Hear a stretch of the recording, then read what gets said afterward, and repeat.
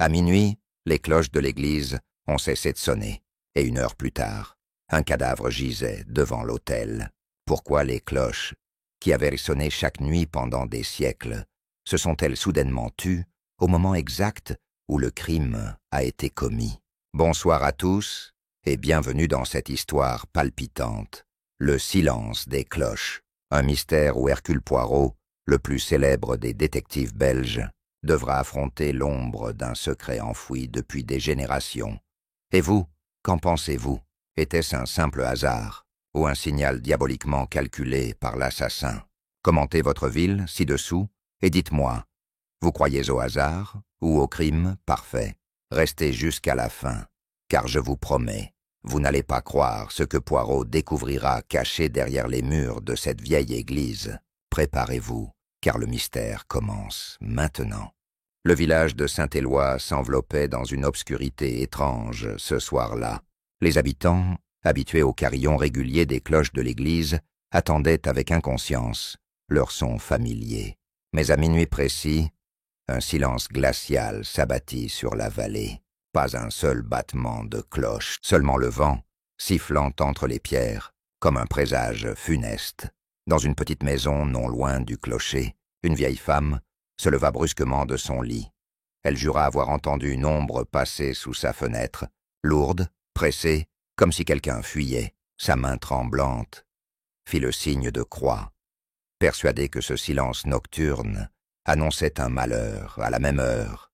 Dans l'église, la lueur vacillante de quelques cierges révélait une scène inimaginable. Au pied de l'autel, un homme gisait, immobile, son visage figé dans l'effroi. Ses mains crispées semblaient vouloir repousser une dernière menace invisible. Le sang s'était répandu sur les dalles froides, dessinant une croix macabre.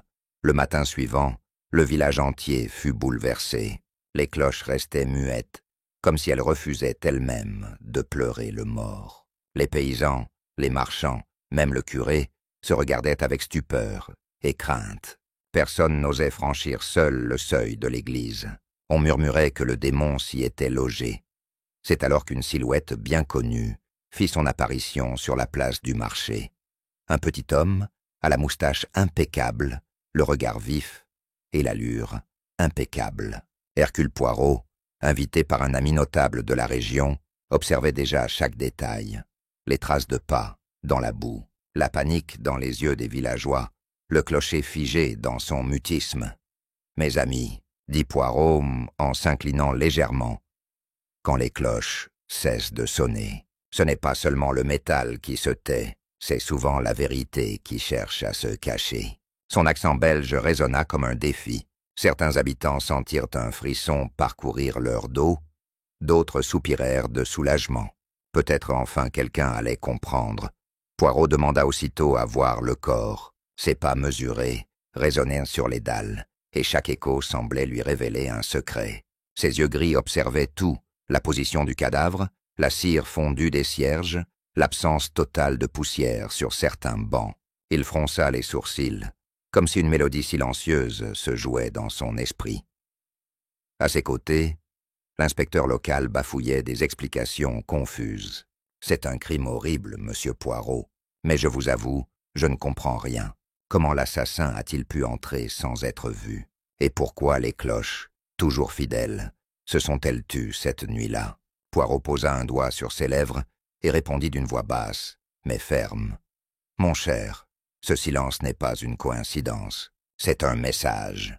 Et je vous assure, avant que les cloches ne sonnent à nouveau, nous aurons trouvé celui qui voulait faire taire la vérité. » Au matin, le soleil se leva timidement, mais ses rayons n'apportaient aucun réconfort. Dans les ruelles pavées de Saint-Éloi, les habitants s'attroupaient par petits groupes, chuchotant avec nervosité. Tous répétaient la même question. Qui avait osé souiller la maison de Dieu? Les vieilles superstitions revenaient, et certains affirmaient que le diable en personne avait mis fin aux cloches et à la vie de l'homme. Poirot, fidèle à son habitude, ne se laissa pas troubler par ces rumeurs. Il marcha lentement à travers la place du marché, observant chaque visage, chaque geste. Il savait que, dans un petit village, les secrets s'accrochaient au regard, et que la peur faisait souvent parler les plus silencieux. Il s'arrêta devant une jeune fille, aux yeux rougis par les larmes. Elle serrait une médaille religieuse contre sa poitrine et fixait le clocher avec angoisse. Poirot s'inclina légèrement et demanda d'une voix douce « Dites-moi, mademoiselle, vous connaissiez le défunt ?» La jeune fille hocha la tête, incapable de prononcer un mot. Ses lèvres tremblaient, mais son silence en disait long. Dans l'auberge du village, l'inspecteur local, M. Delatour, tentait de calmer la foule. Du calme. Le meurtrier sera trouvé, nous vous le promettons, mais son ton trahissait plus d'incertitude que d'autorité. Poirot, assis à une table, observait le manège avec un léger sourire ironique. Il savait que l'ordre apparent cachait un désordre profond. Un vieil homme, voûté et vêtu d'un manteau râpé, se leva brusquement et frappa la table de son poing. Les cloches ont toujours protégé ce village. Si elles se sont tues, c'est que nous avons attiré la colère divine. Ces mots firent frémir l'assemblée, mais Poirot leva calmement la main. « Mon ami, dit-il, ce n'est pas le ciel qui a parlé cette nuit, mais bien une main humaine. » Le silence retomba aussitôt. Tous les regards convergèrent vers le détective belge. Certains étaient emplis d'espoir, d'autres de méfiance. Qui était cet étranger, avec sa moustache cirée et son accent particulier, pour oser défier les croyances d'un village entier? Poirot se leva et se dirigea vers la fenêtre. De là, il contemplait le clocher, toujours muet. Chaque crime, mes amis, a une logique. Même quand il se cache derrière des symboles religieux ou des superstitions, il obéit à une raison. Il tapota légèrement le rebord de la fenêtre, comme pour marquer le rythme d'une pensée invisible. Un homme entra soudainement dans l'auberge, haletant, couvert de sueur. « Monsieur l'inspecteur, on a trouvé quelque chose près du cimetière. » Le silence fut rompu par une vague d'exclamations et de prières murmurées. Poirot fronça les sourcils et se dirigea sans attendre vers la sortie. Alors qu'il quittait l'auberge, il lança simplement « Allons voir, mes amis. Peut-être que le cimetière nous racontera ce que les cloches ont voulu cacher. » Et sa silhouette élégante disparut dans la lumière froide du matin, suivie d'un cortège de villageois curieux et effrayés. Le cimetière de Saint-Éloi s'étendait derrière l'église, entouré d'un vieux mur de pierre couvert de mousse.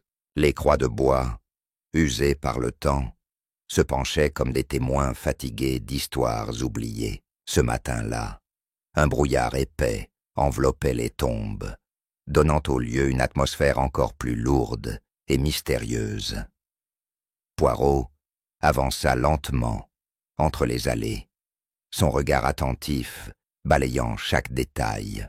L'inspecteur Delatour, nerveux, lui montrait du doigt un endroit précis. « C'est là, monsieur Poirot. Regardez par vous-même. » Au pied d'une vieille stèle, la terre avait été récemment remuée. On distinguait nettement les traces d'une pelle, comme si quelqu'un avait creusé en toute hâte. En s'accroupissant, Poirot remarqua un objet partiellement enfoui. Il le dégagea avec précaution et sortit un petit morceau de tissu noir, taché d'un liquide sombre. Il le porta à son nez et huma légèrement. Du sang séché, et voyez, mon cher Delatour, ce tissu provient d'une soutane. L'inspecteur blêmit. Les villageois présents échangèrent des regards inquiets. Un murmure parcourut la foule. Un prêtre, c'est l'œuvre d'un prêtre. Mais Poirot, d'un geste ferme, imposa le silence. Ne sautons pas aux conclusions, mes amis. Les apparences sont souvent des pièges, et celui qui les a placées ici le sait fort bien. À cet instant, une cloche tinta faiblement. Tous levèrent la tête, mais le clocher demeurait muet. C'était un bruit métallique, lointain, provenant du sol. Poirot pencha la tête et suivit le son. Derrière une tombe fissurée, il découvrit un petit carillon brisé, posé à moitié sous la terre. Quelqu'un avait tenté de l'enterrer, mais à la hâte. « Intéressant », murmura Poirot en ramassant l'objet. Un carillon miniature, symbole des cloches. Mais pourquoi vouloir l'enterrer ici? Ses yeux gris brillaient. Il sentait déjà la main rusée d'un esprit manipulateur. Le meurtrier ne laissait pas seulement des traces, il envoyait des messages. La vieille femme qui avait entendu du bruit la nuit précédente s'avança, tremblante. « Je vous l'avais dit, j'ai vu une ombre courir vers le cimetière. Mais personne ne m'a cru. » Poirot posa une main rassurante sur son épaule. « Vous avez vu plus que vous ne pensez, madame. Chaque détail compte. » De la Tour, troublé, se tourna vers Poirot. « Mais enfin, que signifie tout cela? Un tissu de soutane, un carillon enterré. Est-ce une provocation ?»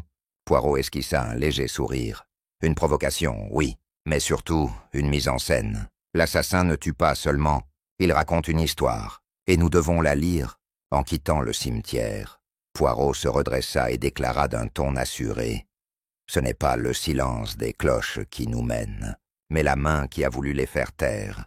Suivez-moi, mes amis, nous allons rendre visite au curé. Il est temps de confronter les échos du silence. » L'église de Saint-Éloi, habituellement lieu de réconfort, semblait ce jour-là plus sombre que jamais. Les vitraux colorés diffusaient une lumière terne, presque oppressante. Les habitants se tenaient à distance, chuchotant que le silence des cloches était une malédiction. Poirot, impassible, franchit le seuil, avec la dignité d'un juge, entrant dans une salle d'audience. Le curé, l'abbé Morel, attendait près de l'autel. C'était un homme au visage sévère, aux yeux cernés par les veilles et les prières. Sa soutane noire tombait en plis raides, et ses mains jointes trahissaient une tension difficile à dissimuler. Lorsqu'il aperçut Poirot, il inclina la tête, mais son regard restait fuyant. « Monsieur Poirot, » dit-il d'une voix grave, « je vous assure que je n'ai aucune explication. Les cloches se sont tues sans prévenir. Et ce meurtre, il s'interrompit, déglutissant avec peine. Poirot observa son trouble, avec une curiosité glaciale. « Mon père, » répondit Poirot calmement, « il est rare qu'un mécanisme aussi ancien cesse soudainement, précisément à l'heure d'un crime. Vous comprenez ma perplexité. » L'abbé serra les poings. « Vous m'accusez donc, moi un serviteur de Dieu ?» Sa voix résonna dans la nef, trop forte, trop théâtrale pour être sincère. Poirot s'avança de quelques pas et posa doucement sur l'autel le morceau de tissu noir trouvé au cimetière. « Peut-être pourriez-vous m'expliquer, mon père, pourquoi ce tissu taché de sang ressemble si parfaitement à celui de votre soutane. » Un silence pesant suivit. Le curé pâlit. De la Tour, l'inspecteur fit un geste brusque. « Mais c'est accablant, nous devons l'arrêter. » Poirot leva la main pour l'arrêter. « Doucement, mon cher, hâtez-vous trop, et vous attraperez seulement le leurre que l'assassin veut vous tendre. » Ses yeux fixaient l'abbé avec intensité. L'abbé Morel s'effondra alors sur un banc. « Vous ne comprenez pas, quelqu'un veut me perdre. » J'ai senti qu'on me suivait ces dernières semaines.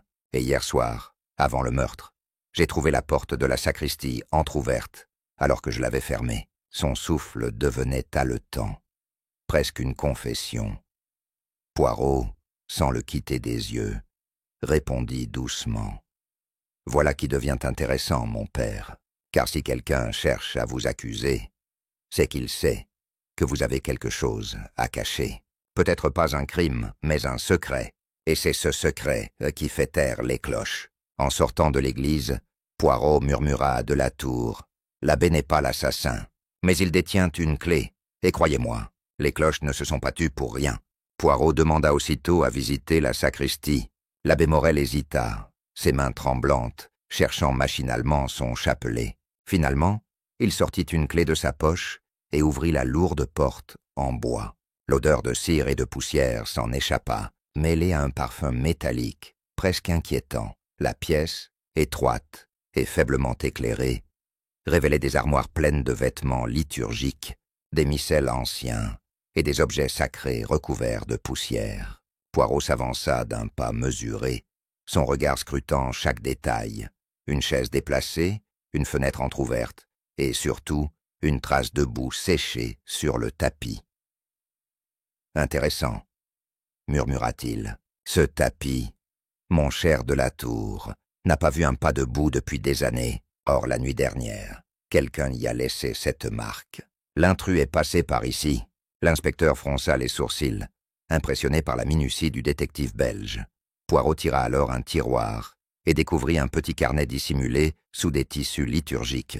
Les pages jaunies contenaient des notes étranges, des noms, des dates, et à plusieurs reprises, une mention, minuit, silence. Il releva la tête et fixa l'abbé. « Qu'est-ce que cela signifie, mon père ?» L'abbé baissa les yeux. « Ce carnet, il appartenait à mon prédécesseur. Il y a 30 ans, les cloches s'étaient déjà tues une nuit. Depuis, certains disent que cela annonce toujours une tragédie. Je l'ai gardé secret pour éviter la panique. » Sa voix était pleine de honte. Les villageois, massés derrière la porte, commencèrent à murmurer plus fort. La légende reprenait vie, et la peur se propageait comme une traînée de poudre. Poirot, irrité, claqua la porte pour les faire taire. Des superstitions, mes amis, rien de plus. Mais derrière ces superstitions, il y a un esprit rusé qui manipule vos croyances. En examinant l'armoire, Poirot remarqua qu'une soutane manquait. Il se tourna vers l'abbé. « Combien en possédez-vous, mon père ?» L'abbé répondit avec hésitation. « 3. Mais l'une d'elles a disparu il y a quelques jours. » Les yeux de Poirot brillèrent. Voilà une pièce maîtresse du puzzle. De la Tour, impatient, lança. « Cela suffit. Le coupable est dans vos rangs, monsieur le curé. » Mais Poirot, d'un ton sec, répliqua. « Non, mon cher, le vrai coupable est celui qui a pris soin de voler la soutane pour jeter le soupçon sur l'abbé. » Il posa un doigt sur sa tempe. « Et ce coupable est bien plus proche de nous que vous ne l'imaginez. » Alors qu'il refermait le carnet mystérieux, Poirot ajouta à voix basse. « Les cloches ne se sont pas tues pour annoncer la mort, mais pour cacher un rendez-vous meurtrier. » En quittant la sacristie, Poirot croisa à nouveau la jeune fille qu'il avait remarquée la veille sur la place. Ses yeux rougis trahissaient une nuit sans sommeil. Elle tenait toujours sa médaille serrée entre ses doigts, comme si ce simple objet pouvait la protéger de tout mal. Poirot, avec sa courtoisie habituelle, l'approcha doucement. « Mademoiselle, » dit-il avec une voix adoucie, « vous semblez porter un lourd fardeau. Peut-être pourriez-vous me dire ce qui vous tourmente. » Elle hésita, jeta des regards autour d'elle, puis finit par murmurer. « Je ne peux pas parler ici. Trop d'oreilles. » Ces mots étaient à peine audibles, mais suffirent à piquer la curiosité de Poirot. Ils s'éloignèrent du tumulte jusqu'à un petit jardin derrière l'auberge. Là, la jeune fille éclata en sanglots. « L'homme qui est mort. Je le connaissais bien. Il m'avait menacé. » Poirot haussa légèrement un sourcil, mais resta silencieux pour l'encourager à poursuivre. « Il voulait que je lui apporte des lettres, » continua-t-elle, « des lettres anciennes, qui appartenaient à ma famille. Il disait qu'elles contenaient un secret lié aux cloches. Quand j'ai refusé, il m'a juré que je le regretterais. » Sa voix se brisait sous la peur et la honte. Poirot prit un air grave. « Et ces lettres, mademoiselle, où sont-elles ?» La jeune fille serra sa médaille plus fort. « Cachées, je ne peux pas vous dire où. Si je parle, ma famille sera détruite. » Elle détourna le regard, incapable de soutenir celui du détective. Poirot réfléchit un instant. Tout devenait plus clair. Le meurtre n'était pas qu'un acte de haine, mais une chasse à un secret ancien, lié à ce village et à ses cloches, mais qui, dans l'ombre, tirait les ficelles. « Mademoiselle, » reprit Poirot avec douceur, « je vous promets que je protégerai votre famille, mais sans ces lettres, nous restons aveugles. Réfléchissez-y bien. Chaque minute de silence des cloches rapproche le vrai coupable de son triomphe. » Ces mots résonnèrent comme une prière, mais aussi comme un ultimatum. La jeune fille hocha faiblement la tête et s'éloigna en courant, ses pas résonnant dans le gravier. Poirot la suivit du regard, songeur. Elle détient la clé, mais la peur est un cadenas difficile à forcer. Rejoignant de la Tour, il déclara d'un ton ferme « Mon cher, ce crime n'est pas un simple meurtre, c'est un jeu d'échecs, et la pièce maîtresse n'est pas encore sur l'échiquier. » Dans l'après-midi, Poirot fut invité à rencontrer M. Armand Deverny, l'un des notables les plus influents du village. Sa demeure, imposante et austère, dominait la place centrale. Derrière ses murs épais, on disait que s'étaient prises toutes les décisions importantes de Saint-Éloi depuis 3 générations. Poirot, toujours attentif aux symboles du pouvoir, entra avec un regard perçant. M. de Verny était un homme d'une 50aine d'années, au visage taillé comme la pierre, les yeux durs et l'attitude autoritaire. « Monsieur Poirot, dit-il en serrant à peine la main du détective, je suppose que vous êtes ici pour m'interroger. Eh bien, je vous le dis clairement, ce meurtre n'a rien à voir avec moi, ni avec ma famille. » Ses mots étaient tranchants, mais son ton révélait une inquiétude mal contenue. Poirot s'installa confortablement dans un fauteuil de velours et laissa son regard parcourir la pièce. Les portraits des ancêtres de Verny ornaient les murs, sévères, presque oppressants. Sur une table, un registre ancien attira immédiatement son attention. Une liste de dons faits à l'Église, datant de plusieurs décennies. « Dites-moi, monsieur de Verny, » commença Poirot, « votre famille a toujours soutenu les cloches de l'Église, n'est-ce pas ?» Le notable fronça les sourcils. « Bien sûr, les cloches sont le cœur du village. Mais pourquoi cette question ?» Poirot esquissa un sourire discret. « Parce que je crois que le silence de ces cloches n'est pas seulement une panne mécanique, mais un message adressé à vous et aux vôtres. » À ces mots, de Verny pâlit légèrement. Il se leva et fit quelques pas nerveux vers la fenêtre. « Des rumeurs, des superstitions. Je ne veux pas que mon nom soit associé à ce scandale. » Poirot, imperturbable, répliqua. « Pourtant, le défunt cherchait des lettres liées à votre famille. Vous voyez, monsieur, tout ramène à vous. » De la Tour, qui accompagnait Poirot, se montra plus direct. « Avouez-le, vous avez un secret, et ce secret a coûté la vie à cet homme. » Mais Poirot leva la main pour calmer son collègue. « Doucement, mon cher. Monsieur de Verny est peut-être la cible, ou peut-être l'un des joueurs dans cette partie d'ombre. Nous devons écouter son histoire. »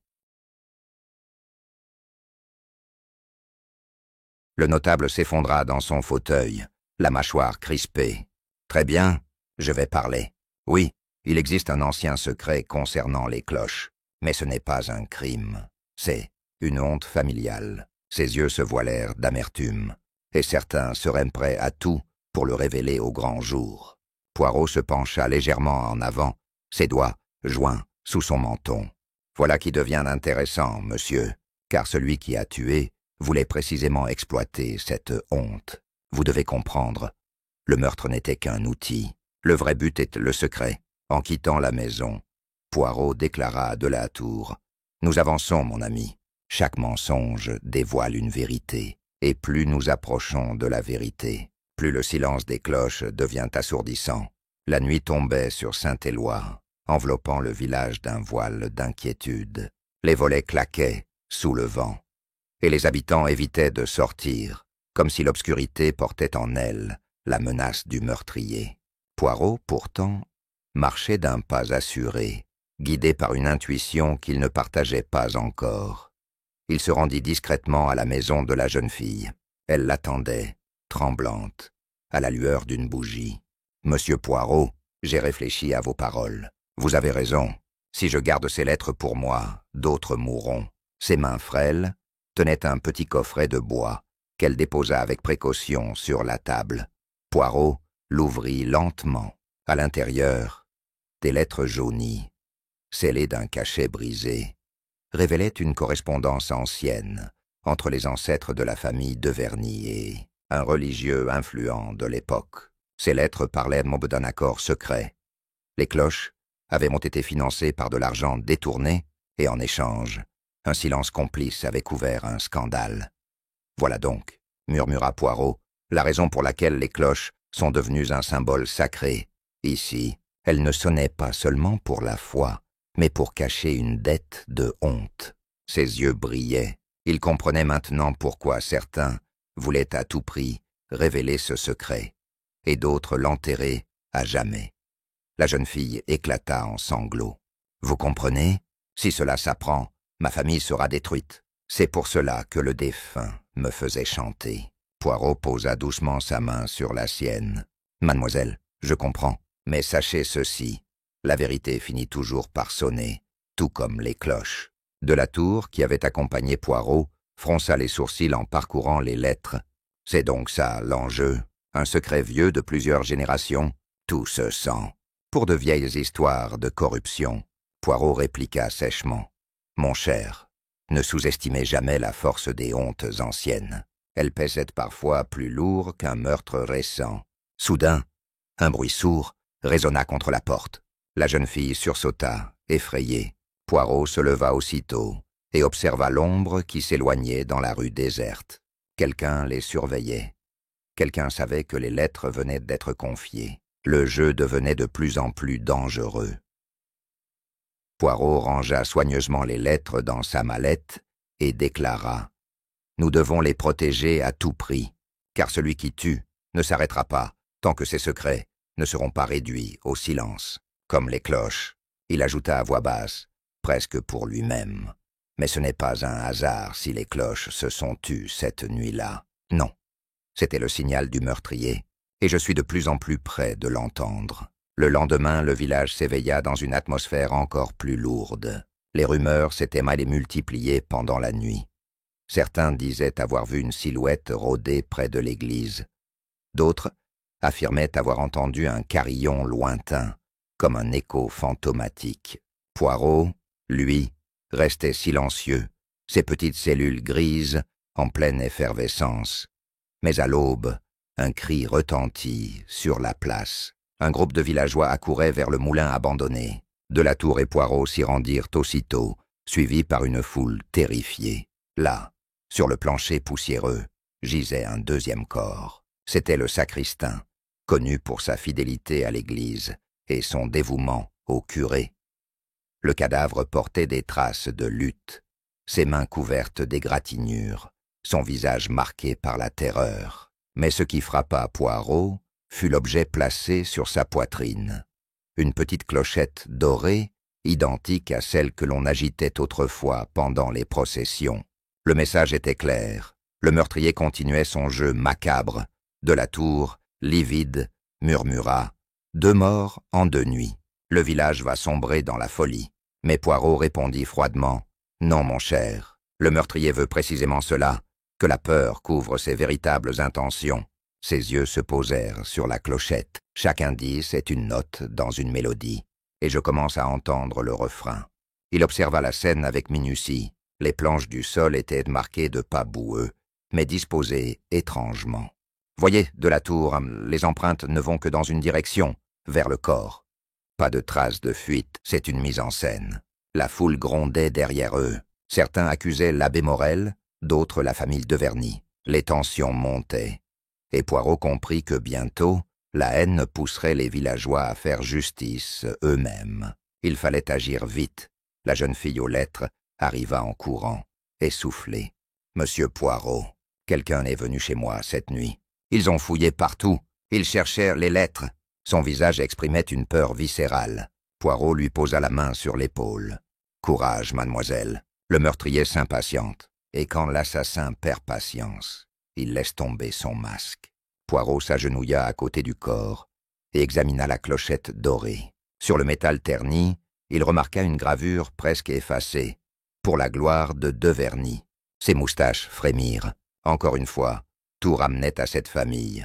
En se redressant, il déclara d'une voix ferme « 2 crimes, 2 symboles liés aux cloches, et un seul secret qui relie tout. Mes amis, la vérité est proche. Mais je vous avertis, le silence des cloches n'a pas encore livré son dernier écho. » Le village de Saint-Éloi était désormais en proie à la panique. 2 morts en 2 nuits. Les cloches silencieuses et des indices qui semblaient pointer tour à tour vers l'église et la famille Deverny. Dans l'auberge, les habitants s'étaient réunis, mais l'assemblée avait vite pris des allures de tribunal populaire. « C'est l'abbé Morel !» cria un homme. On a retrouvé un morceau de sa soutane au cimetière, mais aussitôt, une femme répliqua. Et les clochettes gravées au nom des Deverny. Ils ont tout à cacher. Les voix se mêlaient, formant un tumulte incontrôlable. De la Tour, dépassé, tenta d'imposer le silence, mais sans succès. Les accusations fusaient de toutes parts et il craignait que la foule ne bascule dans la violence. Poirot, assis calmement à une table, observait ce chaos avec une attention glaciale. Il savait que le meurtrier se cachait peut-être dans cette même salle, alimentant les flammes de la discorde. Il se leva lentement, et sa simple silhouette imposa un silence lourd. « Mes amis, dit-il, vous cherchez à accuser, mais vous ne cherchez pas à comprendre. Et tant que vous cédez à la peur, l'assassin triomphe. » Ses yeux parcouraient la salle, s'arrêtant sur chaque visage, comme s'il pouvait lire dans les pensées. Un jeune homme, ivre de colère, se leva brusquement et pointa du doigt l'abbé Morel. S'il n'est pas coupable, alors qu'il explique pourquoi les cloches se sont tues. Un murmure approbateur parcourut la salle. Le curé, pâle, se leva à son tour. « Je vous jure que je n'ai rien fait. Les cloches ont été sabotées. » Poirot hocha lentement la tête. « Oui, sabotées. Et j'ajouterai ceci, sabotées avec l'intention précise de coïncider avec le meurtre. L'un ne va pas sans l'autre. » Il marqua une pause, laissant ses mots résonner. Ce n'est donc pas l'abbé qui a agi. C'est quelqu'un qui connaît le mécanisme des cloches et qui voulait qu'elles se taisent. De la Tour fronça les sourcils. « Vous voulez dire que le meurtrier a délibérément choisi l'heure ?» Poirot esquissa un sourire fin. « Exactement, mon cher. Les cloches ne se sont pas tues par hasard. Elles ont donné le signal. Un signal convenu. La foule se regarda, déstabilisée. Poirot reprit, sa voix plus grave. « Je vous le dis, le meurtrier est parmi vous. Il écoute vos cris, il savoure votre peur, et il rit de vos accusations. Mais bientôt, il n'aura plus de refuge, car les cloches sonneront à nouveau. » Le silence qui suivit était presque aussi pesant que celui du clocher, et dans les regards effrayés, Poirot vit poindre l'ombre de la vérité. Le lendemain matin, Poirot exigea de monter au clocher. Une échelle étroite, usée par le temps, menait jusqu'aux immenses cloches immobiles. De la Tour, essoufflé, peinait à le suivre, tandis que le détective belge, méthodique, observait chaque marche, chaque poutre, comme si chacune recelait un indice. Arrivés en haut, ils découvrirent le mécanisme des cloches. Les cordes qui permettaient de les actionner avaient été volontairement tranchées, nettes, comme sous la lame d'un couteau affûté. Poirot toucha les fibres coupées et murmura « Voilà la preuve. Les cloches n'ont pas cessé par hasard. Quelqu'un a choisi leur silence. » De la Tour s'indigna. « Mais qui connaît assez bien le mécanisme pour faire cela ?»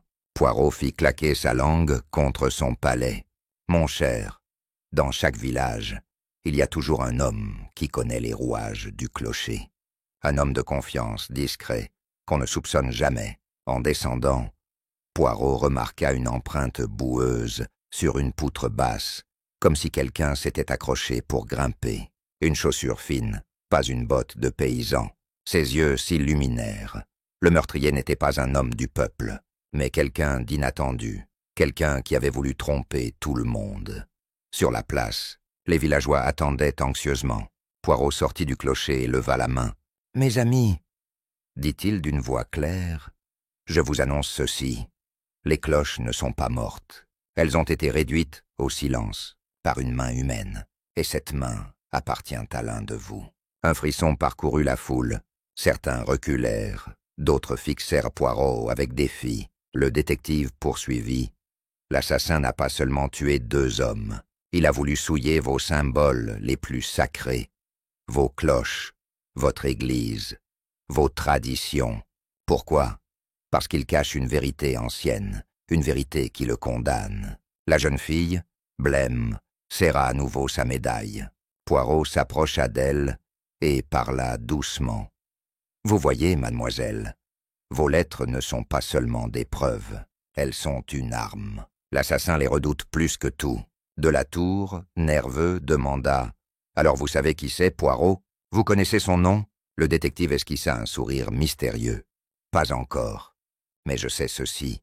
L'assassin reviendra ce soir, car il doit terminer son œuvre. Et cette fois, mes amis, je l'attendrai. » Poirot passa la journée enfermé dans sa chambre d'auberge, griffonnant des notes dans un petit carnet. Ses moustaches impeccables bougeaient au rythme de ses réflexions. Dehors, le village bruissait d'angoisse, mais lui restait imperturbable. Ce soir, pensa-t-il, le meurtrier commettra sa plus grande erreur. À la tombée de la nuit, il convoqua de la tour et la jeune fille. « Nous allons tendre un piège », expliqua-t-il calmement. « L'assassin croit avoir l'avantage, mais ce soir, nous serons plus rusés. » La jeune fille blêmit. « Mais s'il revient pour moi ?» Poirot posa une main rassurante sur son bras. « Justement, mademoiselle, il croit que vous êtes sa proie. En réalité, c'est lui qui sera le gibier. Le plan était simple. Les lettres seraient déposées dans la sacristie, bien en évidence, comme une invitation. Poirot savait que le meurtrier ne résisterait pas à l'envie de les détruire. Mais, cette fois, il ne serait pas seul dans l'ombre. Poirot, de la tour et 2 gendarmes se dissimuleraient pour observer. À minuit, l'église était plongée dans une obscurité presque totale. Le silence pesait, encore plus lourd à cause des cloches muettes. Chaque craquement de bois résonnait comme un tonnerre. La jeune fille, courageuse, malgré ses tremblements, posa le coffret des lettres sur l'autel et se retira lentement.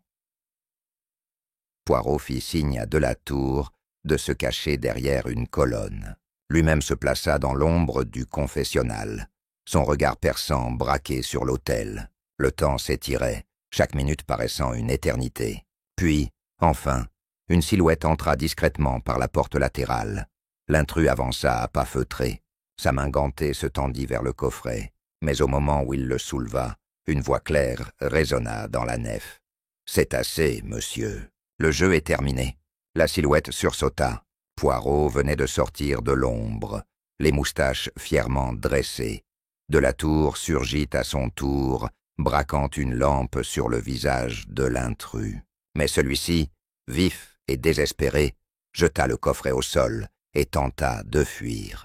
Un gendarme réussit à le retenir quelques secondes, mais il se dégagea avec violence. Une course-poursuite débuta dans l'église, résonnant comme une bataille dans le silence sacré. Finalement, Poirot leva la main et déclara d'une voix impérieuse. « Arrêtez, il est inutile de fuir, car je connais votre nom. Et demain, je le dirai à tout le village. » L'ombre s'immobilisa, haletante, figée, entre la peur et la rage. Poirot s'approcha lentement, et dans la pénombre, ses yeux brillaient comme ceux d'un juge. « Oui, monsieur, demain, les cloches sonneront de nouveau. Mais cette fois, ce sera pour annoncer votre chute. » Le lendemain matin, tout le village fut convoqué dans l'église. Le silence pesait encore, mais cette fois, ce n'était pas celui des cloches, c'était l'attente fiévreuse des habitants. Ils savaient que Poirot allait parler et que ses paroles décideraient du destin de Saint-Éloi. Le petit détective belge s'avança lentement vers l'autel, ses moustaches lustrées, son costume impeccablement ajusté. Son regard vif parcourut l'assemblée. On y voyait la peur, la curiosité, mais aussi la colère prête à éclater. Poirot leva la main et commença. « Mes amis, l'assassin est parmi vous, et il est temps que la vérité résonne, comme les cloches qu'il a voulu faire taire. » Il rappela d'abord les faits. Le premier meurtre devant l'autel, accompagné du silence soudain, des cloches. Le deuxième crime, marqué par la clochette dorée, puis le sabotage volontaire du mécanisme. « Rien de tout cela n'est dû au hasard, » dit Poirot. Chaque geste fut calculé pour semer la peur et détourner les soupçons. Tous retenaient leur souffle. Poirot sortit alors le coffret des lettres et le posa sur l'autel. Voici le cœur de cette affaire. Ces lettres révèlent un scandale ancien, une honte dissimulée par la famille Deverny et couverte par l'Église. L'assassin a voulu utiliser ce secret pour détruire, pour se venger. Monsieur Deverny se leva brusquement. « C'est un mensonge. Jamais ma famille n'aurait. » Mais Poirot le coupa net. « Asseyez-vous, monsieur. Je n'ai pas dit que vous êtes l'assassin. Mais c'est votre nom que le meurtrier voulait salir, en faisant croire que vos ancêtres portaient seuls la faute. » Des murmures parcoururent la nef. Poirot continua, implacable. « Qui donc connaissait à la fois le mécanisme des cloches les vieilles histoires de ce village et possédait assez de ruse pour manipuler tout le monde, qui avait intérêt à détourner les soupçons vers l'abbé ou vers les Deverny. Il marqua une pause, laissant l'angoisse grandir, puis il déclara d'une voix ferme « C'est celui que vous n'auriez jamais osé accuser, celui qui, chaque jour, vivait parmi vous, invisible parce que trop familier. » Ses yeux se posèrent sur un homme au fond de l'église. La foule se tourna d'un seul mouvement. L'homme, pâle, tremblant, semblait rétrécir sous les regards accusateurs. Poirot fit quelques pas vers lui. « Oui, monsieur, c'est vous, et je vais le prouver. » Un frisson parcourut l'assemblée. La vérité était sur le point d'éclater, et chacun retenait son souffle comme si les cloches allaient sonner à nouveau. Poirot fit signe à Delatour d'approcher l'homme au fond de l'église. C'était Lucien, le sonneur de cloches, discret, humble, toujours présent, mais rarement remarqué. Son visage ruisselait de sueur, et ses mains tremblaient comme des feuilles sous le vent. « Lucien, » dit Poirot d'une voix calme mais implacable, « vous seul aviez accès au mécanisme du clocher, vous seul pouviez réduire les cloches au silence, au moment précis où le meurtre fut commis. » La foule s'agita, choquée d'entendre le nom de celui qu'il considérait comme un serviteur fidèle de l'Église.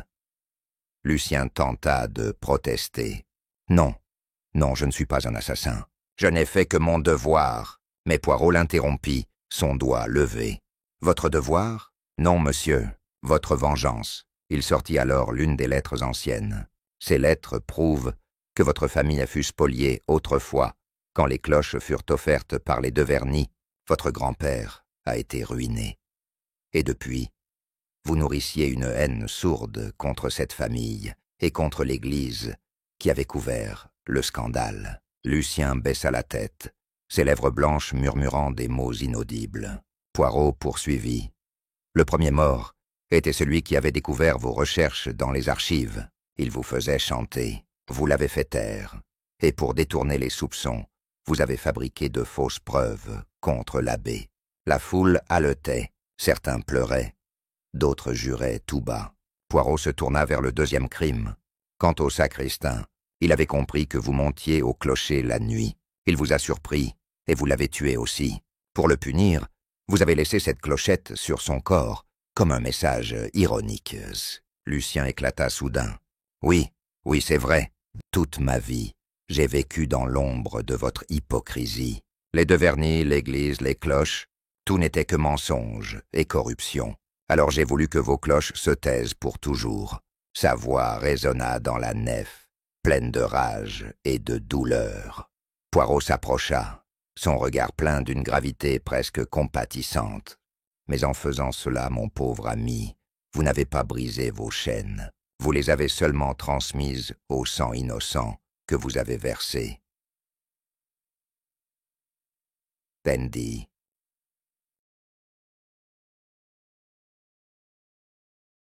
Lucien, brisé, fut emmené par les gendarmes sous les regards incrédules des villageois. L'église demeura plongée dans un silence écrasant. Tous semblaient retenir leur souffle, comme si les pierres elles-mêmes attendaient sur la parole finale de Poirot. Le petit détective s'avança vers l'autel, ses pas résonnant sur les dalles froides. « Mes amis, » dit-il d'une voix ferme mais apaisée, « ce n'est pas le silence des cloches qui a tué, c'est le silence des hommes, gardant un secret honteux pendant des générations. Quand la vérité se cache trop longtemps, elle finit toujours par se venger. » Il se tourna vers la jeune fille, qui serrait encore sa médaille. « Vous avez eu le courage de révéler ce que d'autres auraient détruit. Grâce à vous, le sang ne coulera plus. » Elle hocha la tête, des larmes roulant sur ses joues. Mais cette fois, ce n'étaient pas des larmes de peur, c'étaient celles d'un soulagement douloureux. Monsieur Deverny, le visage assombri, murmura « Alors c'est vrai, nos ancêtres ont fauté, et nous avons laissé ce fardeau peser sur tout un village. » Poirot le fixa un instant. « L'honneur ne consiste pas à cacher les fautes, monsieur, mais à les reconnaître. Les cloches ne doivent pas sonner pour masquer le passé, mais pour annoncer un avenir plus juste. L'abbé Morel s'approcha de l'autel. « Monsieur Poirot, puis-je essayer de faire résonner à nouveau les cloches ?» Le détective esquissa un sourire rare. « Oui, mon père, ce village en a besoin. » Tous se rendirent sur la place, dans un silence sacré. L'abbé tira sur la corde réparée, et d'un coup, le clocher s'emplit de sonorités puissantes, vibrantes, qui roulèrent dans toute la vallée. Les cloches, après des jours de mutisme, parlaient enfin de nouveau. Les villageois s'agenouillèrent, certains priant, d'autres pleurant.